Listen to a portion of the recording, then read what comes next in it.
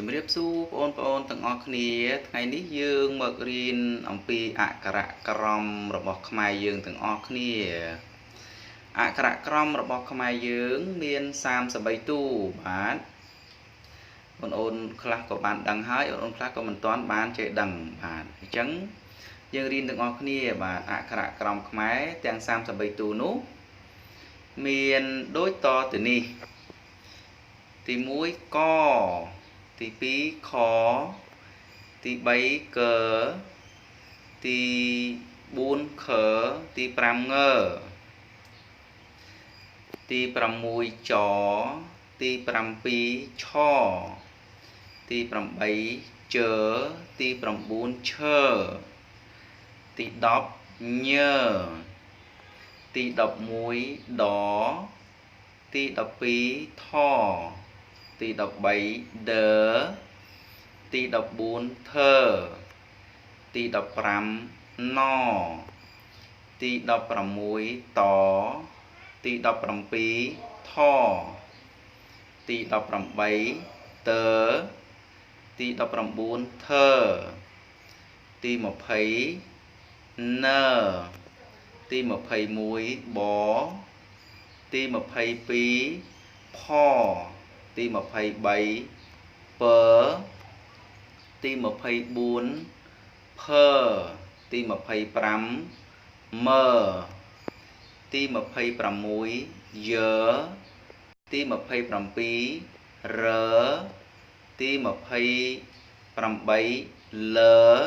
ទី29វទី30សទី31ហទី32ឡ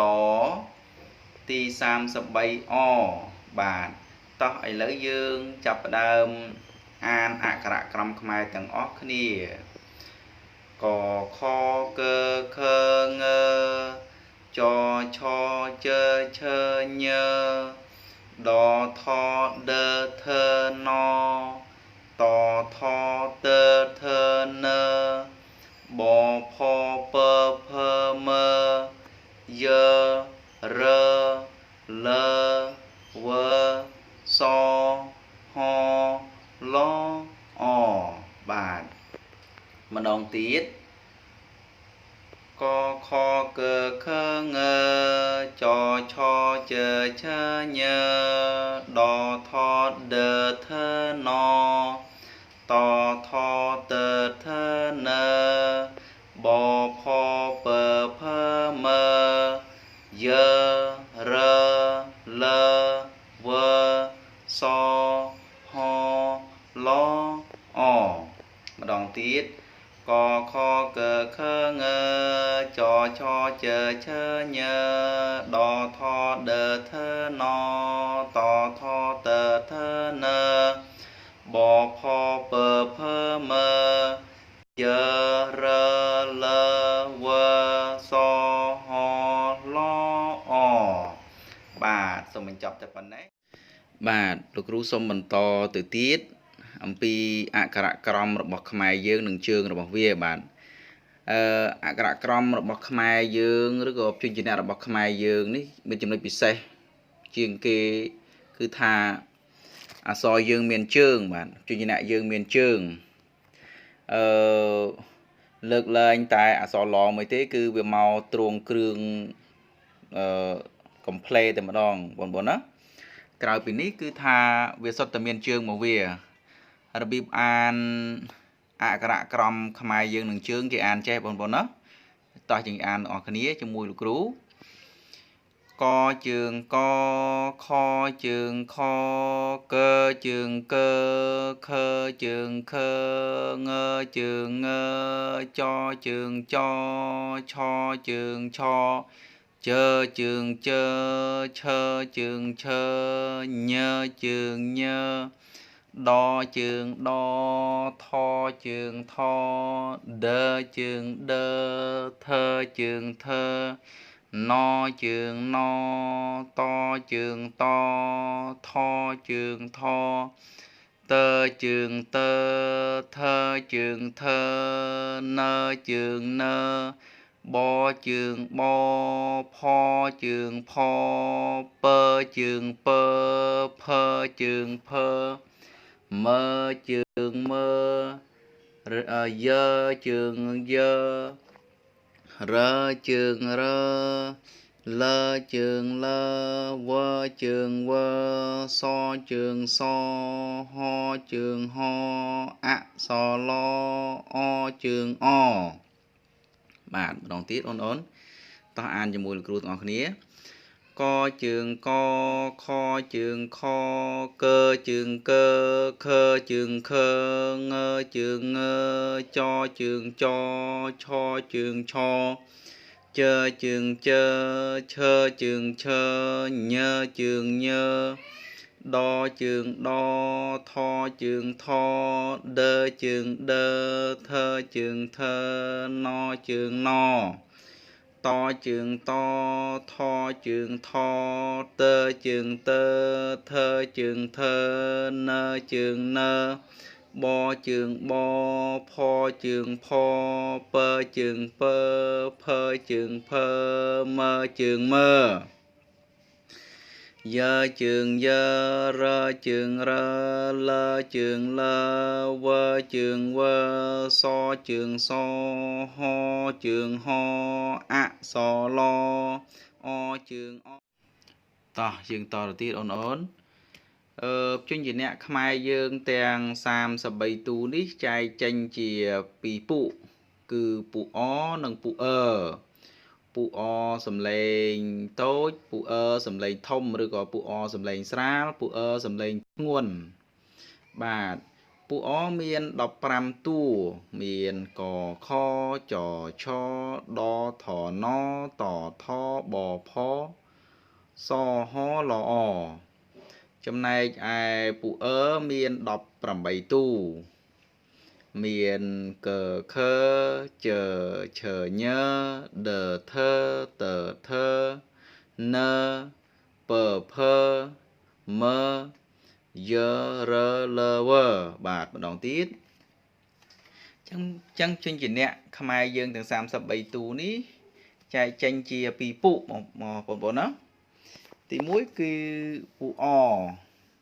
ហើយទី2គឺពួកអឺពួកអមានកខចឆដថណតថបផសហលអចំណែកឯពួកអឺមានកខងជឆញដថ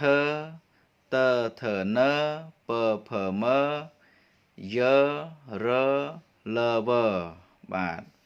ចឹងចំណុចពិសេសរបស់ខ្មែរយើងហ្នឹងគឺមានពួកអនិងពួកអឺនឹងបាទពួកអហងពួកអឺផងបាទឬបើក្នុងភាសាបាលីគេថាខោសៈអខោសៈនោះ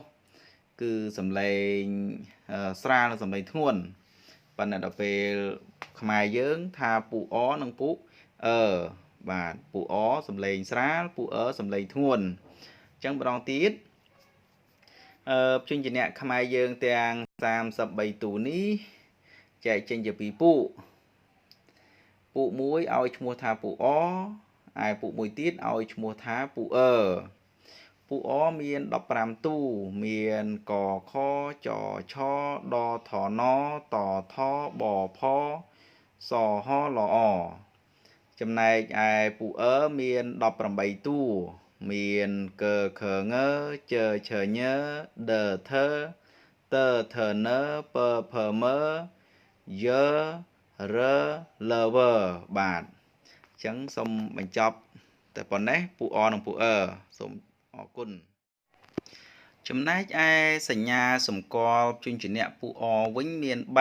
3ទី1ពេលអានមានសំឡេងអនៅខាងចុងទី2ពេលអានខ្សែសំឡេងញ័រតិច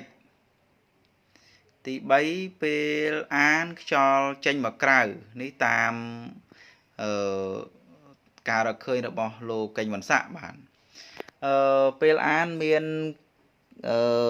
សំឡេងអនៅខាងចុងដូចជាកខចឆជាដើមយើងអានហើយយើងឮសំឡេងអនៅខាងចុងហើយបាទចំណែកទី2គឺពេលអាន ខ្សែសំឡេងញ័រតិចពេលយើងអានមើលកខចឆខ្សែសំឡេងយើងអត់ទៅញ័រទេហើយពេលអានមានខ្យល់ចេញមកក្រៅនេះតាមមតិរបស់លោកកេងវណ្ណស័ក្តិពេលយើងអានមើលកខចឆពិតជាសំឡេងចេញមកក្រៅមែនបាទនេះសូមបញ្ចប់តែប៉ុណ្ណេះសិននឹងសញ្ញាសម្គាល់សំឡេងពូអសូមអរគុណអូនចំណែកសញ្ញាសម្គាល់របស់ជញ្ជាក់ពូអឺមាន3ដែរទី1មានសំឡេងនៅខាងចុងជញ្ជាក់ទី2ពេលអានខ្សែសំឡេងញ័រខ្លាំងទី3ពេលអានមានខ្យល់ចូលក្នុងបាទទី1មានខ្សែទី1មានសំឡេងនៅខាងចុងដូចជាអក្សរកខងយើងអានទៅយើងឮសំឡេងនៅខាងចុងទី2ពេលអានខ្សែសំឡេងញ័រខ្លាំងពេលយើងអានមើលកខងខ្សែសំឡេងយើងញ័រខ្លាំងនៅលើកំពង់កយើងទី3ពេលយើងអានពូនឹងទៅខ្យល់ចូលក្នុងដូចជាពាក្យថាកខងខ្យល់ចូលក្នុងច្រើនជាងបងប្អូនណាអញ្ចឹងសញ្ញាចំណាំរបស់ពូនឹងមាន3ដែរអញ្ចឹងសូមអរគុណប៉ុណ្ណឹងចុះ